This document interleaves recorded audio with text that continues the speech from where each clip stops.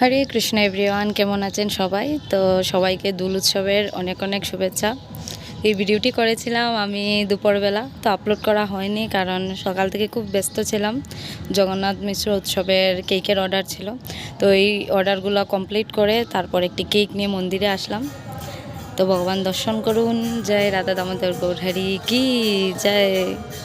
তো এই দিনটি খুব ভালো লাগে, সকাল সকাল মন্দিরে এসে যাই, ভগবান দর্শন করে তারপর কীর্তন হয়, প্রভুপাদকে দর্শন করে মনটা আরও শান্তি হয়ে যায়।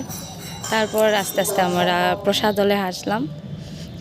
তো আজকে জগন্নাথ মিশ্র উৎসবের জন্য অনেক অনেক প্রসাদের আয়োজন ছিল, খুব খুব সুস্বাদু হয়েছিল।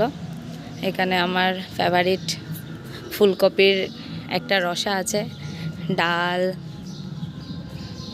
তারপর পকোড়াও ছিল, এখানে পনির, তারপরে এখানে চাটনি, কোপ্তার পকোড়া, তারপরে আসছে এখানে পায়েস। এটা হলো রাজভোগের প্রসাদ, এখানে পরে মিক্স করা হয়ে যাবে। তারপর আমরা সবাই প্রসাদ পেতে বসলাম, প্রভুজিরা সবাই সার্ভিসিং করছেন প্রসাদ।